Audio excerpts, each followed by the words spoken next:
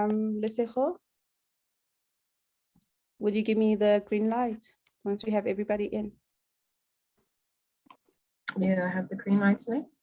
All right, okay. Good day, everyone, and thank you so much for joining us. We're very glad as the NICD that you are able to join us for this Decoding the Science press briefing. It's a technical briefing to just help you understand some of the science with regards to COVID-19.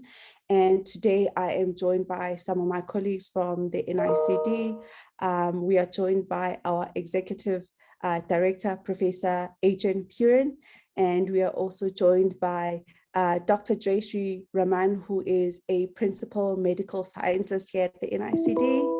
We are also joined by Dr. Michelle Groom, who most of you know by now, is our head of division for public health surveillance and outbreak response. And we are also joined by Professor Penny Moore, who's a research professor at the NICD. So today we'll be discussing a number of topics around COVID-19, and we'll start off with COVID-19 and malaria. And just to introduce myself for those who do not know, I'm Sinetla Jimo, and I head the communications unit here at the NICD. As we begin, I'm going to ask Dr. Jayshree Raman to just pop up her presentation so we don't waste anyone's time and get started with the presentations. Colleagues are welcome to put their questions on the chat, and we'll pose these questions to our panel at the end of the session. So we've got 3 presentations today, and we'll try to be as detailed, but also be as quick as possible. So I'm going to hand over to you, Dr. Raman. Thank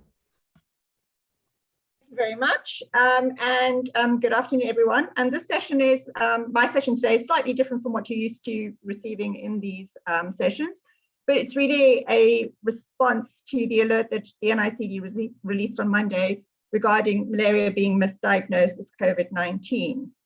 So in the 2 years since we've had travel restrictions associated with COVID-19, malaria cases have been on the decline.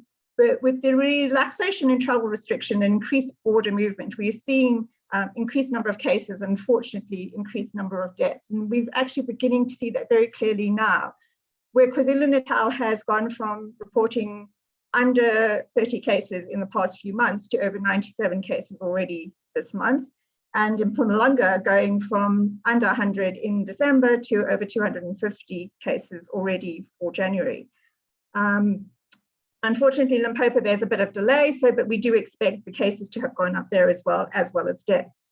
So investigations into the deaths and number of severe malaria cases has highlighted the issue that we're having a number of cases that are malaria cases are being diagnosed late or being missed. And it's really driven by the fact that both COVID-19 and malaria share very similar symptoms in terms of being very non-specific, that include fever, flu-like illness, headaches, fatigue, muscle and joint pain. And this is what's happened is now patients are thinking that they have flu or COVID-19, are presenting at healthcare facilities very late. And when they do present, they are only considering that they have COVID or the flu and not considering malaria. And this is all further compounded by the fact that healthcare providers haven't seen very malaria cases in the past year or year and a half. So they themselves are not considering malaria and fever cases of people that reside in malaria endemic areas or have traveled. And so they are only testing for COVID-19 as well. And this is a huge problem because untreated malaria rapidly progresses to severe disease, unfortunately, often with fatalities in non-immune individuals, which is all of South Africa, given our low transmission intensity. So our treatment guidelines are very, very clear, and it states that anyone with fever that resides or has traveled to a malaria area in the last 6 weeks must be tested for malaria by rapid diagnostic test or microscopy. And just to remind everyone of where our malaria endemic areas in South Africa are, they're the northeastern shared border regions between Botswana, Zimbabwe, Mozambique, and Eswatini. So if anyone tests positive for malaria, they must be started with treatment immediately. Do not wait for any other results, particularly a COVID result. You must start the malaria treatment immediately. Our standard treatment in South Africa is still very effective. and so it should be taken. And if patients unfortunately have severe malaria, they should be treated with IV artesunate, which is significantly better than our second-line treatment, which is IV quinine. If you are traveling to malaria risk areas, we strongly recommend people consider taking chemoprophylactics. They are very effective and they do not mask malaria symptoms as common urban legend has. In addition to chemoprophylaxis, people should consider using non-pharmaceutical measures, which include using DEET-based insecticide repellents. And if outdoors after sundown, you should wear long sleeve shirts, long trousers and socks. I know this is awful in summer, but that is one way to prevent mosquitoes from biting you. And this advice in terms of closing windows, which is contradicting to what you say for COVID-19, but what we want to do is just prevent mosquitoes from coming indoors or having air circulating. So if you can't close the windows, or if you can close the windows, and it's very hard to use air conditioners or fan because that would prevent mosquitoes from landing. And you can also use other measures such as mosquito coils. Something that the NICD has been tracking and that we just want to raise awareness about is the increasing incidence of something that is known as Odyssean or taximalaria. And these are malaria infections in individuals who have no recent travel to a malaria endemic area. And it's caused by a mosquito that is infected that has traveled from an endemic area to a non-endemic area. Mosquitoes obviously don't observe borders. And unfortunately, these cases are associated with high fatality rates because there's delayed detection and delayed treatment. So we're urging patients to let healthcare providers know of close family members or neighbors that travel regularly to malaria risk areas, or if they live in proximity to major highways, ports of entry, or transport hubs where these hitchhiking mosquitoes can be found, so that malaria can be considered. And healthcare providers must also consider malaria in fever patients who are getting progressively ill, but do have no recent travel and have low platelet counts. So in summary, what we just really want to raise awareness is that all patients with fever or flu-like illness that live in malaria risk areas or have recently traveled to a malaria risk area, they must be tested for malaria by rapid diagnostic test or microscopy. If malaria positive, they must be started on treatment immediately. People that are traveling to malaria risk areas should consider taking chemoprophylaxis and using non-pharmaceutical measures because prevention for malaria is certainly better than cure. And taximalaria should be considered in people with no recent travel, but that if they are getting ill, particularly if they live near a transport hub. Thank you. Thank you so much, Dr. Raman, for that insightful presentation. And I think it's good to know the actions that the public can take and also clinicians can take towards treatment of malaria. So without further ado, I'm going to now present Dr. Michelle Groom, who's the head of Division for Public Health and Surveillance and Outbreak Response Unit at the NICD. If you have any questions for Dr. Raman, she'll be very happy to answer those. Just pop them in the chat for us. We'll tackle them as we go along the presentation or at the end of the presentations. So for now, I'm going to hand over to Dr. Michelle Groom. Good morning, everyone. And I think I just wanted to, as part of this Decoding the Science sessions, just talk a little bit more about vaccine effectiveness. I think we've always done, evaluated vaccine effectiveness for a lot of other vaccines that we've introduced into our programs in South Africa. But I think, now everyone is more aware of this, and I think the interpretation and understanding of this may not be as easy as one would expect. So I think just to really see how do we measure how well a vaccine works. So one way to do this is to look at the immune response. So I mean, there we're really looking at either antibodies, which are part of the humoral response, or cellular response like T cells. And Professor Moore is going to be dealing with that part of it in the next presentation. But the other way we can look at it is by looking at the clinical outcome. So to have a look at how many people are really presenting with a clinical outcome like infection or hospitalizations or death, and to look how this might be different depending on whether people are vaccinated or not. And that's just an example of a study that has just come out on the J&J vaccine. So first of all, I think really to have a look at vaccine efficacy. So there is a difference between vaccine efficacy and vaccine effectiveness. And so I think that's the first thing, is really just to highlight the differences between this. So vaccine efficacy, what we're really trying to see is how many people who got vaccinated developed the disease, and in this case, COVID disease or hospitalization due to COVID-19, compared with how many people who didn't get the vaccine, which is that they got a placebo vaccine, and did they develop the same disease, and what are the differences in terms of the numbers?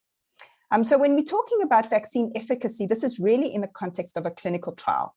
So there's various phases of clinical trials. They start with phase 1s, which are kind of really small studies, looking mainly at safety. We then start looking at the immune responses, and finally get to these bigger phase 3 studies where you're really trying to establish vaccine efficacy. Here you enroll patients, they're randomized. So they usually, they don't know which group they're going to be into. Some will get the vaccine and the other group will not get the vaccine. And then we monitor those participants over several months, and we look how many people get sick in each of the groups. And that's how we get our vaccine efficacy measure. So it's really a measure of how much the vaccine lowered the risk of getting the disease. So this is really just an example. It's not from a real study, but it's just to show how we would calculate vaccine efficacy. And for calculating vaccine efficacy, it's relatively simple. The patients are randomized, so our vaccine and placebo recipients are going to be very similar to each other, and we're not expecting there to be differences in age or underlying disease between our vaccine recipients and our placebo recipients. And so it's just a simple 2x2 table, and what we really want to compare is the risk of infection in the vaccinated. So this is the number of infections out of the total in the vaccinated group. And we look at the risk of infection in the placebo, which is really just the number of infections that we get in the placebo group. And then we look at that relative risk. So we're just comparing the risk in the vaccinated to the risk in the unvaccinated. And in terms of efficacy, when we're talking about this 80%, we're taking 1 minus the relative risk and timesing it by 100. So this is when you're seeing this 80% in the context of a clinical trial. This is what vaccine efficacy means. And if you look at the paper, you can actually pull out the numbers and go and calculate this. But what does it really mean? So if we say now, this vaccine, we calculated our vaccine efficacy. So what does it mean? And it really means that out of the people in that trial, those who received the vaccine were at an 80% lower risk of developing the disease than the group who received the placebo. So we're not saying, we're not giving an absolute risk for vaccinated or unvaccinated. We're comparing the risk in vaccinated to the risk in the unvaccinated. Okay, so it's not meaning that in the vaccinated group, 20% are going to become sick. So it's not giving an absolute risk in either of those groups. It's a comparison. So it's not meaning that 80% of the time the vaccine's not going to work. Okay, so it's really comparing that in that vaccinated population, fewer people will be getting the disease than those in the unvaccinated group. So then we come to the differences between vaccine efficacy and effectiveness. So we've seen now vaccine efficacy is your clinical trial. They usually have very stringent, inclusion criteria, who can make it into the trial. You may exclude certain individuals, maybe like with COVID, they initially didn't include any pregnant women in these clinical trials. You may not want to include very old or very young people. And so it's a very select group, and you get this vaccine efficacy measurement. But once we roll the vaccine out into the wider population, we can no longer really looking at efficacy, and we start looking at effectiveness. Okay, and so although it seems like it's semantics, I think it does have different interpretations, and especially regarding the methodologies that are used and the ease of making these calculations. So why then do we need effectiveness studies if we've done all the clinical trials? So we really want to know how the vaccine is working in the real world. Clinical trial is a very contained situation. There's, that you want people to be receiving the vaccine in the time periods that they say, they're very strict controls. And so we want to know, does that function similarly when we're now rolling it out in a big program? You're able to identify problems, with implementation. Maybe there's a particular batch or something that disrupted the cold chain, so you may be able to detect that. We want to know how the vaccine's working in populations that maybe weren't included in the clinical trials. So initially, pregnant women weren't included. We may want to know that in immunosuppressed, maybe in certain, groups that were not included. And you want to know, as we've seen with Omicron, how does the vaccine function and how does it protect when there are new variants that are different to the original variants which the vaccines were made against. We can also look in different schedules and mixed schedules. So at this stage, our rollout is only of a single schedule, of a single vaccine, so a homologous vaccine. But in time, there may be additional vaccines, or you may have people where we in time will maybe be boosted with a different vaccine. So you would be able to have a look at that. And you also want to know how long the protection is going to last. And so we want to see, is there, waning immunity where the protection decreases over the time? Is there a need for boosters?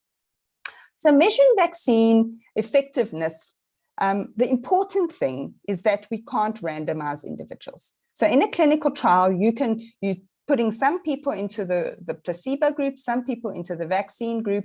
That's a randomized, we can't, determine who's going to be in either group. But once it's enrolled, you're rolling out the vaccine into the whole population. We can't ethically withhold a vaccine that has been shown to be effective from people. So once everyone can freely get the vaccine and there's a choice that they can get the vaccine, you can't go and take a group of people and not give them a vaccine. And so it really limits the way that we can, measure how well the vaccine works. And so once the vaccine's rolled out, we have to use observational studies. So these are studies where you can't randomize, and we're really observing what's happening in the population naturally. So the vaccine is available. Some people will go and get the vaccine, others won't go and get the vaccine. And so we can monitor what happens in those different groups. And so we can see how often do vaccinated people get the disease, and how often do unvaccinated individuals get the disease. And then we can have a look at, once again, at this comparison and the reduction in the frequency of disease amongst your vaccinated and unvaccinated. But I think the big thing is not being able to randomize means that our vaccinated and unvaccinated populations can be very different. And then it's not a simple kind of 2-by-2 table comparison in terms of how much disease there was in the vaccinated and unvaccinated, because in a clinical trial, those groups are very similar. That's why we're randomizing, and that's what randomization does. But once it's rolled out in the program, we've already seen, we started our program vaccinating the most vulnerable. We vaccinated our elderly, who are more likely to get severe disease, more likely to have underlying diseases, which could predispose them to severe disease. And so all these, there are inherent differences between people who vaccinate and don't vaccinate. So what do we really want to look at when we're measuring it? So we need to look what our outcome is. And I think this is very important. When you look at publications that are put out, when you look at the headlines for studies that are revealing their results, you need to look at what's the outcome. Are they looking at protection against infection? Is it symptomatic disease? Is it hospitalization? Is it death? Because I think the interpretation, if I just say vaccine effectiveness is 80%, I need to know against what? Is that against infection? Is it against hospitalization? Is it against death? Is it just laboratory confirmed cases? I mean, with COVID, we really are only using that in terms of our metrics for monitoring. But for some diseases, you might use clinical disease. So you need to know, how are they determining it? Is it only PCR? Is it PCR and antigen? You need to know how they're measuring the vaccine status, which vaccine's been given, how many doses. Are they looking at the effectiveness of a booster, of 1 dose, 2 doses? And very important is the time since vaccination. Because if you just have a look at how many people are vaccinated and how many people are getting ill, it's very difficult to separate out, maybe it is just waning immunity. And then we need to account for these differences in the vaccinated and unvaccinated. So with your clinical trials, you don't need to worry about that because they're randomized. But now we need to really have a look at other factors like their age. Have they had other underlying conditions? Have they had prior infection? Because if you've had prior infection, You can have underlying immunity or immunity from the natural infection as well as from the vaccination. And so it really is not a simple comparison. Simply looking at the percent vaccinated amongst those with the disease doesn't tell you anything. So you need to have a comparison group, and that comparison group has to be very carefully chosen, because I think if you have a group that's not really comparable, so if you're comparing vaccination and how much disease you get in elderly vaccinated compared to like young unvaccinated, you can't make that comparison because the risk of disease is different in those groups. So you need to have a comparable group when you're doing these comparisons. And similarly, you can't then nationally compare the overall vaccine rates that we have and say, you know, we've got X% who have been vaccinated, and then compare them to the disease rates, because that once again isn't going to provide an accurate estimate. So I think if 20% of a population is vaccinated, and we know that 20% of those who develop the disease are also vaccinated, it doesn't mean the vaccine isn't working, because you're comparing the wrong things here. All right, so we need to know more about the age. And so you may want to compare the vaccination and disease rates in a specific age group. So if you want to compare vaccination rates in the elderly, you need to look at that elderly group, look at those who are getting disease, how many are vaccinated and how many are unvaccinated. But you can't compare elderly to a younger population. You need to be able to look and account for these underlying comorbidities, pregnancy, different conditions, and you need to be able to assess the time since vaccination. So you can't be comparing someone who was vaccinated a month ago compared to vaccinated 6 months ago. So all of these can be adjusted for when we do the analysis, but it's not a simple comparison of percentages. So if we just have a look as an example, this was a study that was released by Discovery in terms of the effectiveness of the Pfizer vaccine against Omicron. And so you could see that they, in their table in the paper, found a 70% vaccine effectiveness.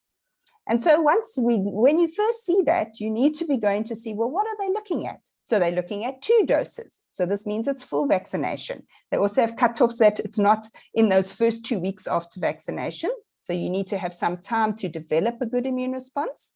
And they're looking at this against hospitalization. So it's not against infection, this is against hospitalization. And they are adjusting for confounders. So they can take into account the age, sex, if people have had COVID before, which week, because we also know there's different risk of infections in the peaks of the waves as opposed to when they just start or between waves, where they are, and also the different risk factors. And so then at the end of it, we can see, okay, there's 70% effectiveness, and this is against severe disease, against hospitalization. And while you may think, and they did the comparison to a previous vaccination period, I think we've got to remember that also in interpreting vaccine effectiveness, this is also different to efficacy.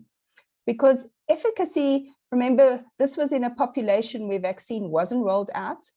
The early clinical trials weren't done when there was a lot of underlying natural immunity. And so what we're really now going forward, and when you see new studies come out, this is really a relative vaccine effectiveness. This is effectiveness when we know that there's probably over 70% of South Africans who have been exposed to COVID. And so we really do need to interpret this in light of that. And this is not effectiveness when we're directly comparing people who were a vaccinated group to a placebo group when there was no disease. So I think we really need to understand that some of this can be nuanced in that we are sitting 2 years into the pandemic and sitting with some natural infection from disease as well as from vaccination. So really, just to sum up, is that effectiveness is the real world vaccine, what protection is being offered, and this can differ from efficacy, which was measured in the clinical trials. Observational studies and effectiveness studies are not randomized studies. And so you cannot just do direct comparisons in percentages like you could with clinical trials, because you need to be able to account and adjust for these differences in your vaccinated and unvaccinated populations. And as time progresses, your vaccinated populations differ more and more from the unvaccinated populations. So even in South Africa, we know that our vaccinated population is very much consisting of older people. And our unvaccinated population is very much consisting of younger people. And that's by virtue that we rolled out vaccination in the older people before the younger people. And so we really also just need to remember, in terms of our interpretations, in the face of these high rates of prior infection, and this really being a relative protection, and that if you've got a 70% effectiveness, that's vaccination over and above what protection you're getting from natural infection as well.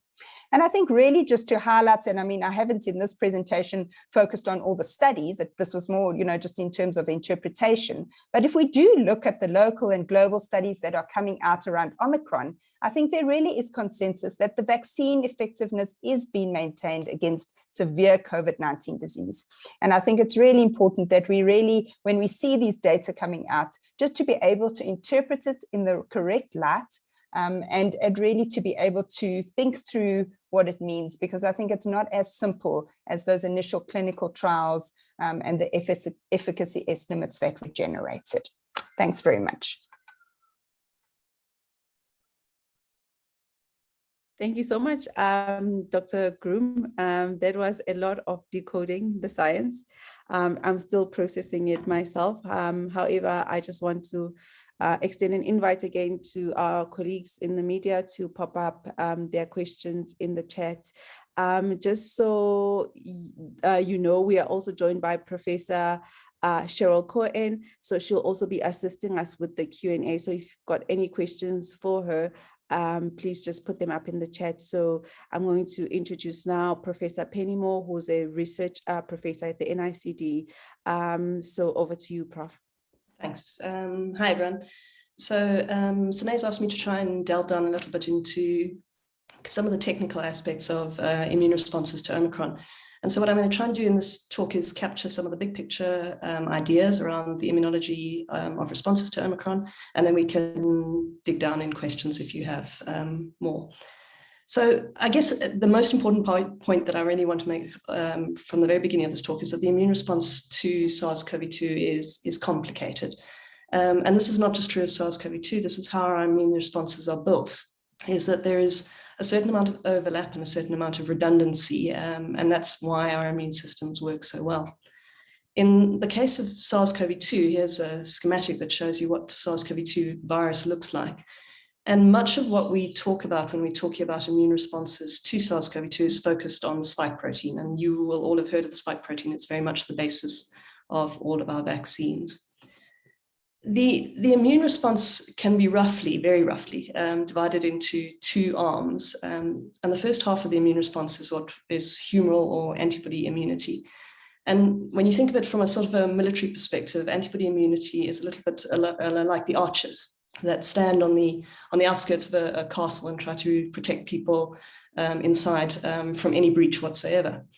Antibodies are these Y-shaped molecules, and what they do is they bind directly to SARS-CoV-2 in this case, and they prevent SARS-CoV-2 from being able to infect cells at all. So they block any infection from happening ideally, and this is what we call neutralization. They neutralize the virus and they simply prevent infection from happening at all. So those are the archers. But should the antibodies not be able to do the job for whatever reason, and we'll dig into that a little bit, variants are of course a major problem, then there's a backup aspect to our immune systems, which is less often spoken about in the literature, in the media, and that's our T cells. And our T cells are really the ones that protect the castle keep in the event that an infection has occurred. So in the event that the virus is able to get past the archers, get past the antibodies, and is able to infect the cells, the T cells are the arm of the immune system that's responsible for identifying the fact that an infection has occurred and for killing the cells that have been infected with SARS-CoV-2 before the virus can replicate enough that it can pop back out of that cell and infect other cells.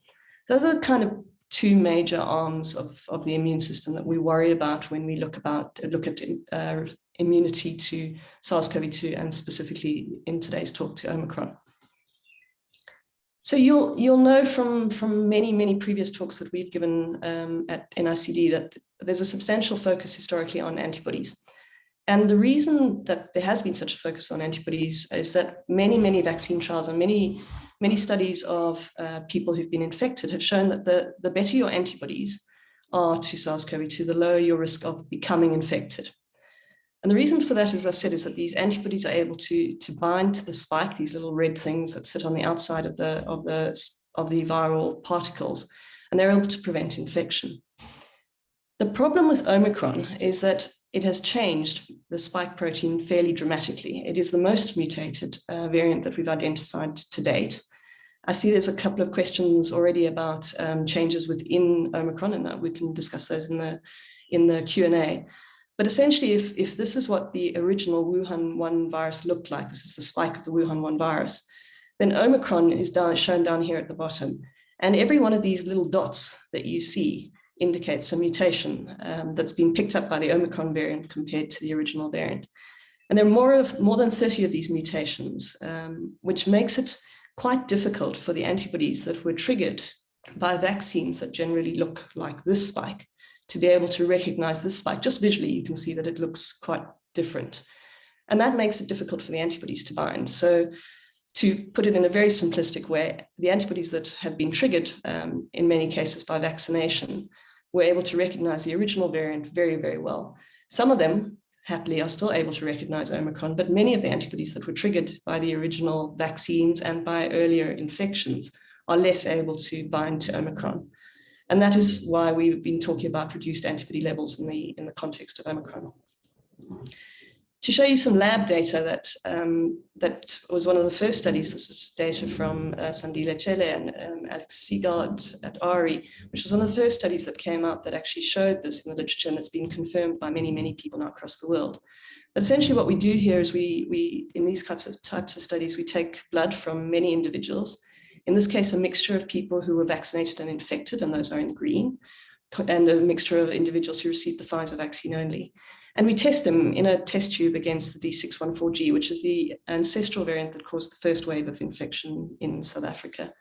And the higher the dots, the better the ability of the antibodies to bind. And this number gives you a sort of a sense of how good they are. So that you can see that all of these blood samples contain antibodies that are able to recognize D614G.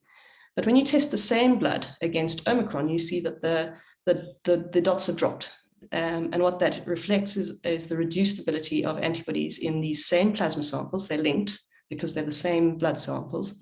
A reduced ability of these antibodies to be able to target Omicron. So it drops from 20-fold from what we call a titer, which is just a measure how good the antibodies are, from 2,000 down to an average of 100. So antibodies are certainly less able to prevent infection by Omicron if they were triggered by previous variants or a vaccine. And that's what's resulted in the increased risk of breakthrough infections, what we call breakthrough infections, which are infections after vaccination in the fourth wave. What happens in the context of a breakthrough infection from an immunological perspective? What happens to your antibodies if you were vaccinated and then you do become infected with Omicron? And this data is in press at the moment. It should be out any day now. But essentially, this is comparing people in blue who received just a vaccine, in this case, it's the Johnson & Johnson vaccine, with people who received the vaccine and then were infected during the third wave in South Africa. And again, the higher the lines go, the better the antibody responses are. And so you can see that if in people who were vaccinated and then infected in a breakthrough infection, you can see that their immune systems did exactly what we expect them to do. They've been alerted by the vaccine, and when a breakthrough infection happens, you see a massive increase in the numbers of those antibodies up to levels around about 1 in 10,000, which is very, very high. So our immune systems have been primed in this case by the vaccination, and they respond to the new threat of the infection by increasing in magnitude. And that's what we expect our immune system to do. The same is true, and I see there's some questions about this. So the same is true in the opposite situation, where people who've previously been infected are then vaccinated. And again, it's the second time that your immune system is seeing this threat, and it responds by creating very, very high levels of antibodies. And this is this concept of hybrid immunity that people talk about. It's immunity triggered by a combination of both vaccination and infection. And in many cases these days, that's what we are seeing. Booster vaccines do the same thing, even in people who've not been exposed to infection at all. If you give a first and a second dose and then you follow it 6 months later, you'll see that the antibody titers do start to decline, but then you give a booster dose and the antibody levels go right back up again.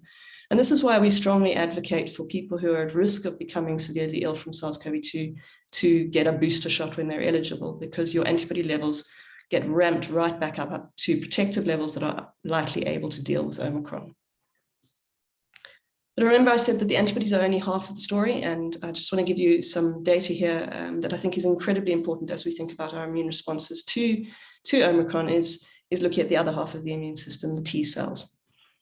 T cells can be divided into many groups, and they're a complicated group of cells, but probably the most important ones as we think about COVID-19, or what we call the killer T cells, or the CD8 T cells. And these are the cells that are able to identify a cell that's been infected and kill it. And these are the cells that we rely on most heavily. This is the aspect of the immune system that we rely on most heavily when we're talking about protection from severe disease, not protection from infection, but protection from becoming severely ill due to SARS-CoV-2. So when we talk about keeping people out of hospital and keeping people from dying, we're talking often about T cells. This is, I think, incredibly important data that will come out any day now in Nature. Data from my colleagues Rand Keaton, Wendy Burgers, and Catherine Rieu at the University of Cape Town, which is, I think, the first study, and there are a couple of others now, that look to see how good people's T cells are in protecting against Omicron. And here what they've done is they've looked in the context of Johnson & Johnson vaccination, either 1 dose or 2 doses, or in Pfizer, being the 2 vaccines that we're using in South Africa largely. And essentially what they do is the same sort of experiment that I described for the antibodies. But here you can see that there's much less of a drop-off. So when you compare T cells in their ability to deal with the ancestral variant compared to the new Omicron variant, they do pretty well, much better than the neutralizing antibodies in maintaining their activity against Omicron. And this is something that we've learned now to see and to predict with the variants as they emerge, is that the cellular response is much better preserved against variants, including the most highly mutated one, Omicron. And this is partly why we think we've seen so many fewer deaths in South Africa in the Omicron wave, is that there's a high level of immunity with T cells able to protect from severe disease. So what does it all mean? Essentially, it comes back to the same bottom line that Dr. Groom pointed out, which is that the COVID-19 vaccines that we have so far do a very, very good job of preventing severe disease and hospitalization by Omicron, partly perhaps because the virus may be less deadly in some aspects, but largely probably because of the high level of T cells that were triggered either by vaccination or by previous infection and do a good job at dealing with Omicron. The vaccines are slightly less able to prevent infection by Omicron because the antibodies are able to bind less well, but they still do a fairly good job. And importantly, if you have a booster dose, you can drive those antibody levels right back up to the kind of titers that we need to be able to protect from infection by Omicron. And I'll stop there and hopefully take some questions. Thanks. Thank you so much, Prof. Moore. We are going to take questions now. We do have a few, but I just wanted to bring in Professor Cheryl Cohen just to answer the question in terms of the identification of new variants. Are we likely to see new variants? And just a little bit on where we are in the 4th wave. Hi, Sine, thanks. Sorry, so I didn't see that question in the chat. Are you saying, are we likely to see new variants and can we identify them? Yes. So I think what's important to emphasize is that South Africa has a very robust surveillance system to monitor the emergence of new variants, and that's called NGS SA, and it's a collaboration between many different universities and academic groups, the NHLS and the NICD. Really a great example of the laboratories working together. And what this collaboration does is they sequence a subset of all the cases of COVID diagnosed in South Africa every week. They'll be sequencing a subset, and they really try very hard to get it to be a representative subset from all the different provinces of South Africa. And that's really how we track the emergence of new variants. And that's, you know, how we were able to pick up Omicron so rapidly, which really I think is testament to the strength of our surveillance system. So I feel confident. We have a very good system to be able to identify new variants should they emerge. Now, will there be new variants? I think what we can say about COVID is that it always has something new for us, and certainly what we have seen over the past more than a year now is the emergence of new variants sort of sequentially, one after the other. I think there's no reason to think this will change. So I think we do need to be alert and monitor, and we need to expect that the virus may well evolve. I think the important thing is really more about, should there emerge new variants? I think there's two big questions. One is, how do they behave? In other words, are they more severe, or do they spread more rapidly? If they are not really more formidable, well, then this is obviously more positive. And then I suppose we need to just think a lot of the work that has just been presented now, what Penny's been showing, what's really important is, should new variants emerge, we need to very rapidly understand immunity and immune protection, both from natural infection and vaccination, because that's a big part of what determines how these viruses evolve. It's the immunity, and then obviously the characteristics of the variant itself. I hope I answered that, Sine. Yes, thank you. That's very helpful. Thank you so much, Prof. Cohen. We do have a number of questions for Prof. Moore. Prof. Moore, if you don't mind taking these questions. So I'm just going to go right through and read them. So we've got one from Ritumeti Makwe from The Citizen. She says there's a new variant, BA.2, which is Omicron subvariant, which was also dubbed stealth Omicron in Europe. Is there cause for concern? Yeah, that's a good question. Yes, there is a new variant. In fact, there are already several variants that are starting to emerge within Omicron, which is exactly what we saw with Delta and with Beta. This is what is expected. BA.2, though, is of particular interest because it's a sublineage that has emerged from Omicron, and in some places has already come to dominate the Omicron epidemic. For example, in India, BA.2 has now replaced the original old Omicron. And in South Africa, the NGSSA consortium that Cheryl Cohen's just been talking to you about has picked up increasing numbers of BA.2 in South Africa.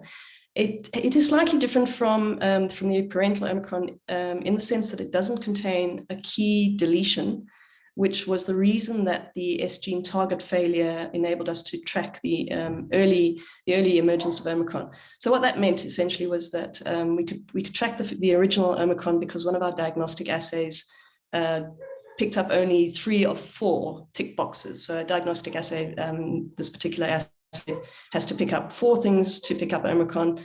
And in the case of Omicron, it failed at 1. So we were able to track quite easily by following this particular pattern of the diagnostic assay. BA.2 doesn't allow us to do that. So the only way we can track BA.2 is by doing the sequencing that we do anyway in South Africa. In terms of whether it's cause for concern, we actually don't have very much data about BA.2 at the moment. We and many others are busy making BA.2 to study it at the moment. But it's a related member of the Omicron lineage, and I don't see any reason why we should be concerned at this stage, though we're certainly monitoring it in South Africa, and we'll do the same kind of immune studies that we're doing at the moment. Thank you, Prof. Moore. I'm just going to try and bring in our executive director at the NICD, Prof. Adrian Curran. We've got a question around the 5th wave. If we as a country will have enough population vaccinated before the 5th wave. If you have any insights on that, Prof, please share with us. You're on mute, Adrian. Thank you. I'm sure, Penny, you will, I saw your smile there.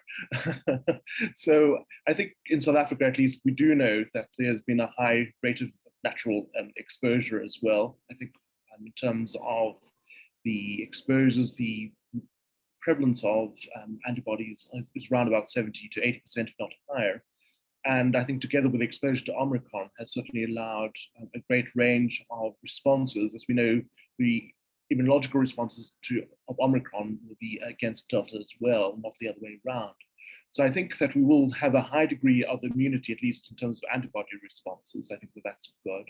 However, I think it comes back to the points that Penny has raised, that in fact boosters are really going to be essential as well in terms of at least advancing or improving the T cell, and both the B and T cell responses. I think it's going to be very difficult for us to predict what will happen. I think that's always been the case, and therefore I think the network to survey what is in circulation is really going to be critical, and to do the types of experiments that Penny has alluded to is really going to be critical. But I think it comes back to the fact that I think we should not be complacent, and I think that that's the concern, is that we're going to let our guard down with regard to specific actions, such as, for example, not getting people to vaccinate and have their boosters. I think the question for Penny is how many more boosters can we have? I think that that's going to be important, and whether or not we should look at other vaccines and other approaches to vaccines, I think is really going to be important. And it also comes back to things around wearing of masks and so forth in particular, I think in particular settings. So I think those, the MPIs, the ability to survey is going to be really critical. Vaccine development is all going to be critical with regard to what's going to happen in the future. So those are my initial thoughts. And I don't know, Penny, if you want to add to that. No, I agree with much of what you said. You know, there's a lot we don't know about boosters yet. So we know that when we boost people, that their antibody responses and their T cell responses are improved. But what we don't know is how long they'll last for. And I agree with you, Adrian. There's such a high level now of people who've been vaccinated and infected and infected and then vaccinated and vaccinated and vaccinated, that, you know, the level of immunity is now fairly high in South Africa. But whether, you know, how that translates into protection from a fifth wave biovariant that we can't yet define potentially is difficult to predict. That's crystal ball stuff. Thank you so much, Prof. Piran and Prof. Moore. Prof. Moore, while you're still on, I do have another question for you from Retumeti. So she wants to know, why isn't natural immunity also advocated for, in comparison to vaccinations, considering a recent study that found that unvaccinated people who had previously contracted COVID-19 and survived were better protected against the Delta variant than those who were only vaccinated? Yeah, it's not that we're not advocating for natural infection. Well, we're certainly taking into account the fact that natural infection has occurred. But, you know, infection is not risk-free, and vaccination is a much safer way of achieving immunity. Realistically, when we look at our population in most parts of the world, there is a mixture of immunity that has been triggered by vaccination and by infection in whichever order, as I said. And in whichever order, that triggers very, very good immunity. So it's not that we are not taking that level of immunity into account. It's just that, as I said, you know, the infection with SARS-CoV-2 is not risk-free, as you know. And so from a safety perspective, it would be better in many ways to get your immunity from a vaccine, or to boost your immunity from a vaccine. Realistically, many people, as you know, have had infection. That study that you're referring to is one of some studies that have come out, and many people are trying to understand which is better, vaccine-triggered immunity or infection-triggered immunity. It's very difficult to answer that question, particularly these days when most people have had a mixture of both. So those are difficult questions to answer properly. All right, thank you so much, Prof. Moore. So I'm going to move on to the malaria-related question. So if Dr. Jayshree Raman would come up as well and put your mute on and your video as well. I've got 3 questions that I'm just going to read at once, and then you can summarize your response. So one is from Dinah LaRue from Discovery. So how much of a danger are hitchhiking mosquitoes? Also, we have a question from Catherine Child from Business Day. Is there an increase in malaria because of recent rains? And are patients missing it and not seeking care, or are doctors missing it? Catherine also adds that, are there numbers on malaria infections, as this is a malaria season and a lot of people are returning from Mozambique and or Zimbabwe? She would like to know if we are able to explain what is different this January.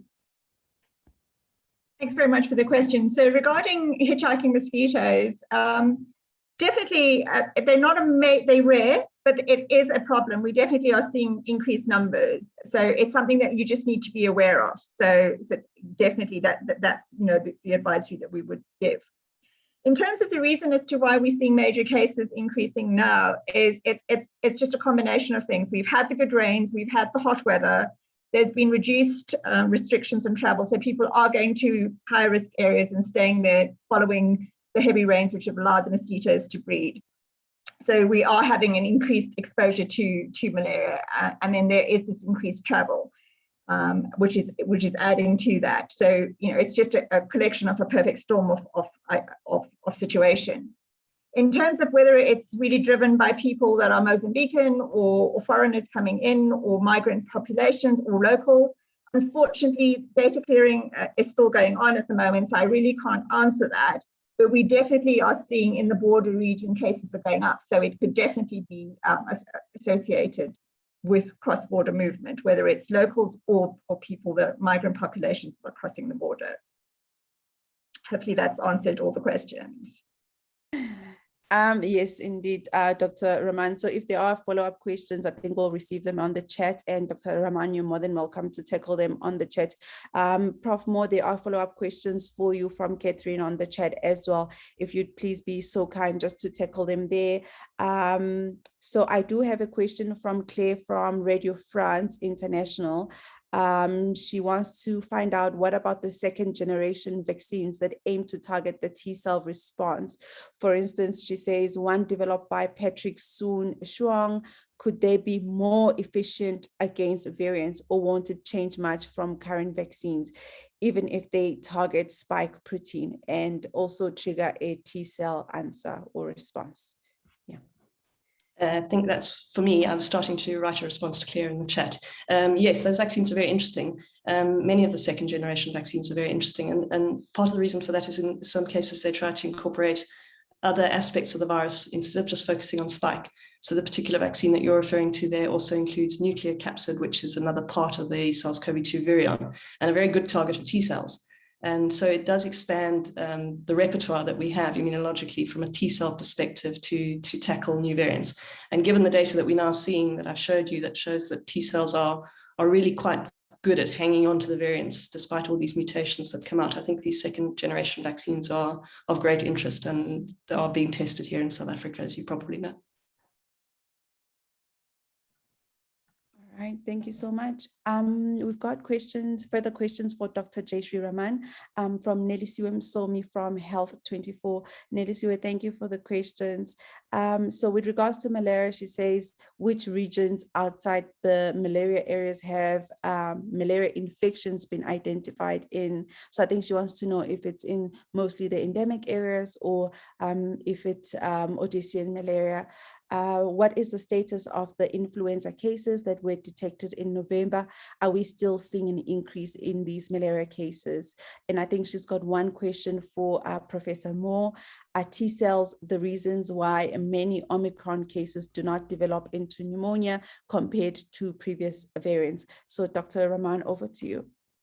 Thank you very much. In terms of the malaria cases, most of them are obviously in the endemic areas, and the province that reports most, that is non-endemic, that reports the most number of cases is generally Gauteng, and that's really associated with travelers coming into Gauteng. And so Gauteng is seeing a slight uptick in cases as well. But the other non-endemic provinces, the number of cases are still very rare. I think I'm going to hand that over to, I don't know if there was anything else that I needed to answer. I think that's it. So we'll ask for Prof. Moore to just respond to the question around T cells. Are the reason why many Omicron cases do not develop into pneumonia? I think, Prof, you did touch on it. If you don't mind just simplifying it a little bit Sure. more for us to understand. Yeah, thank you. Yeah. So certainly it's likely that the T cells are contributing to the fact that we're seeing this disconnect between infections in the Omicron wave and hospitalization. I think so many people now have T cells able to deal with SARS-CoV-2, including Omicron, that might be part of it. But there's another aspect to it, which is that the virus itself has picked up some interesting mutations, which also change the way it interacts with our host cells and change the way in which that spike is sort of presented to the immune system. And that is also likely a contributor to why Omicron is milder in general in many studies now, including one from Prof. Cohen, who should probably comment at this point. Yes, it's been brought to my attention. Thanks, Prof. Mo, that there's a question on circulating influenza, and I'm struggling to find it. But while I try to pick it up, I'm going to ask for Prof. Cheryl Cohen to jump in. I can answer it. So that's why I was unmuting. So in terms of Penny's answer about Omicron and pneumonia, I think I totally agree with her response. Yeah, in terms of influenza, so NICD, we do monitor influenza, and we did see, as you mentioned in the chat, an increase in influenza in November, which was obviously very unseasonal, it being the middle of summer. We have seen influenza coming down more recently, so we are still seeing influenza circulating, but at lower levels. Any flu at this time of year, however, is unusual. And so we are monitoring it very closely. I think given the fact that we haven't had flu for the last 2 years, as restrictions for COVID relax progressively, and as we move into the winter, you know, we need to be on the alert. You know, we would expect that potentially we will have larger than usual levels of influenza, respiratory syncytial virus, and other respiratory viruses as the restrictions relax because of this artificial immunity gap that's been created by the COVID restrictions. But for now, flu is coming down, and so we hope that trajectory will continue at least for the summer months.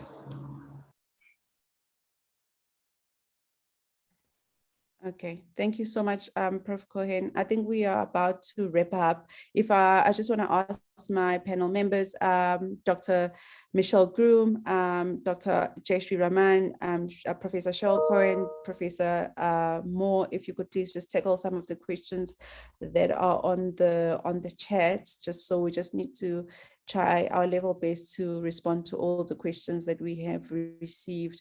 I just want to bring in Prof. Puren just to make concluding remarks. I may take 1 or 2 questions if colleagues still have any questions, but I think in being cognizant of your time, I'm just going to call in Professor Adrian Puren to make concluding remarks while the panel deals with some of the questions in the chat.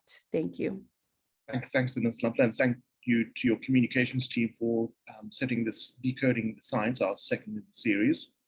And I'd like to thank our speakers, Jayshree, Michelle, Penny, and Cheryl for their contributions to the discussions on decoding the science. I hope that you as participants have benefited from this in terms of the types of information, and let us know if there are any specific topics as well that you think you would like to cover.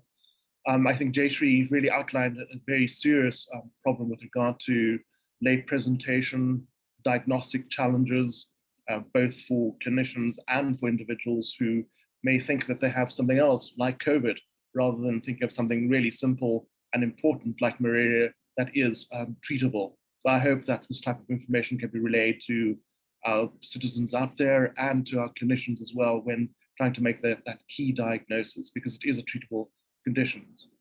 I really appreciated Michelle's presentation of vaccine efficacy and the distinction between vaccine efficacy versus vaccine effectiveness. I think those are key and important concepts that we often get wrong, but I hope that this was really helpful for you to understand how important this is as a concept and the importance of this concept in terms of public health interventions, and understanding why we want to have those pieces of information.